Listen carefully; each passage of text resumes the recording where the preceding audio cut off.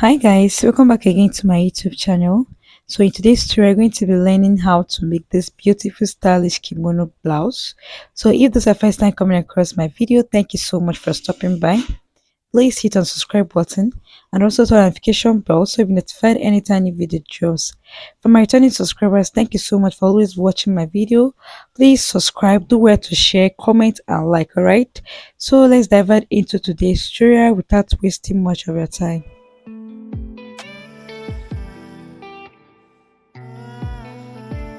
So what I have here is 1 yard of vintage material, and you can see it's on a fold. It's on a fold of 2 now.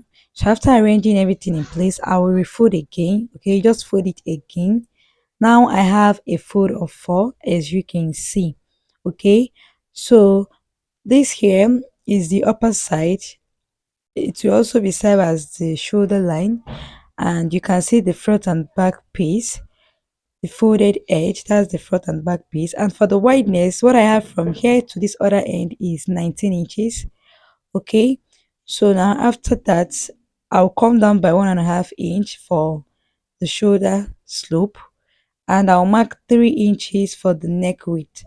Okay, then I'll also come down by 1.5 inch for now. Okay, I want to cut the back and front equal. Then after separating the both piece, I'll now cut the exact neckline for the front. So after making my round curve, I went ahead to connect my shoulder slope, as you can see. So once I'm through with that, I'll come down by 8.5 inch. This is for the armhole that it's a free blouse, so it's not supposed to be tight there. After that, you will come down by your waistline. So it's for my client and not for me. So her waistline is 16 inches. I marked it. Then after that, on the bust line, you will mark quarter of your bust measurement, add extra 5 inch to it. Okay, so you measure what you have there in total and replace it on the waistline. Okay, so I went ahead to mark it. After that, I'll come down from the waistline. I'll come down by 8 inches for the hip line. Then I'll mark quarter of her hip measurement plus 5 inch. Okay, so go ahead and connect it like this. So if you want it very big, you can decide to add more than 5 inch. This totally depends on how big you want it. If you don't want it too big, you can add just 3 inches or 2.5 inch, depending on how you want it. All right, so once I'm through with that, I'll go ahead and cut it out. Okay, just go ahead and cut it off like this.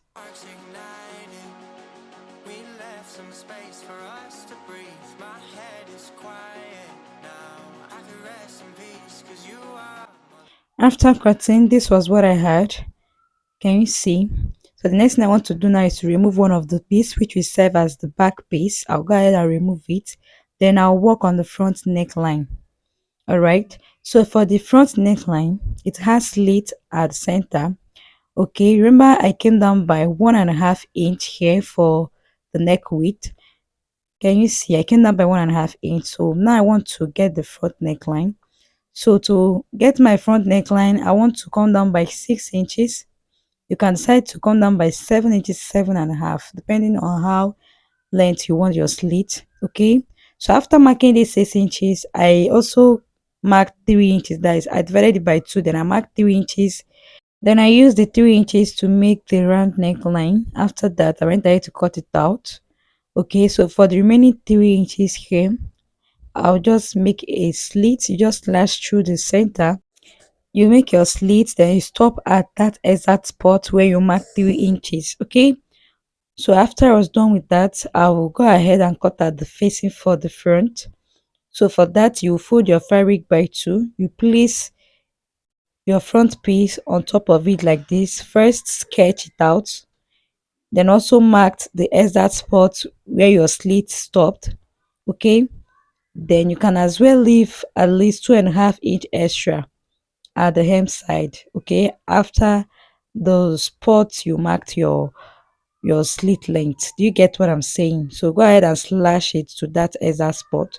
So once you're through with that, you open it up. Also open the front piece. Then I'll just place it. When you place it, you will have something looking like this. Okay, so now for the back, I will also go ahead and cut out the back facing. The same process, you fold your fabric by 2, then go ahead and sketch it out. Okay, After sketching it out, you can now remove it, then go ahead and cut it out. You can use 3 inch for the length of your facing, okay? So after cutting, you also open it up, then also open your facing, you place it this way. Once you do that, you have exactly something looking like this, okay? So what you will do now is to head over straight to your sewing machine, go ahead and sew. After sewing the neckline, go ahead and fold in 1/4 inch by 2. Also make a notch and do the same thing for the front as well, okay? Make sure you place your facing for the front and for the back, the right side facing each other. Sew with 1/2 inch this way. Can you see what I'm doing here? After so you make sure you make your notch, then also fold the hem part as well. So once I'm through with that, this is the front piece. Okay, I already sewed everything, then I pinned it down. There is no light now, and this is my hemming gum. Once they bring light, I must have finished my sewing. Then I'll just insert my hemming gum, go ahead and iron everything so the facing will stick together with the fabric, okay, to avoid popping out on the front side. So the next thing you want to do again now is to open them up, both the front and the back piece. You can see what I have here. You open it up, then you place them the right side facing each other. So now you want to go ahead and join your shoulder, okay? But because it has facing, what I will do is to use one of the facing, either the back one or the front one. Use one of it, then you go ahead and close it this way, okay?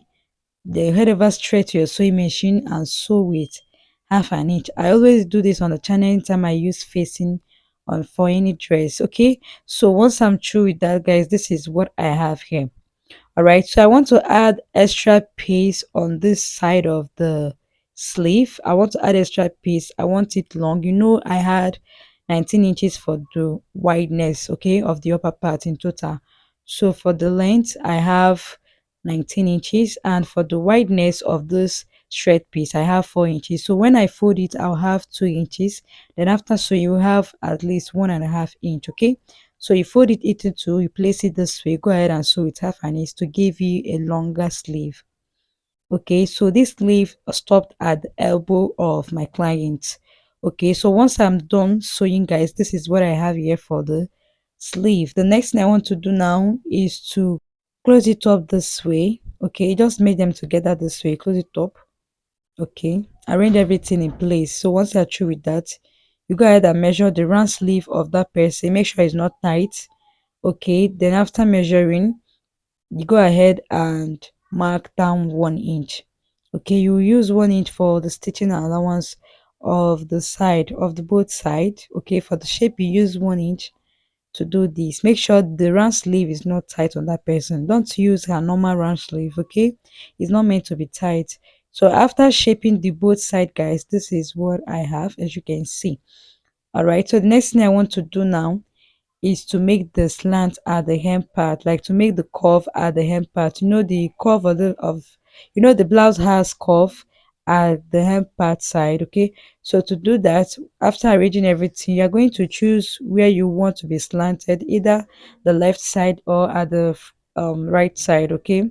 However you choose to do that, go ahead and do so. So now you place your tape, okay? You place your tape this way. What I have here is a total of, note that the person is average. If the person is very tall, you can make her blouse length at least 35-34 inches, okay? So after cutting or curving everything, is not going to be shorter at the back, it's not going to be jumper, it's not going to look jumper at the back, okay?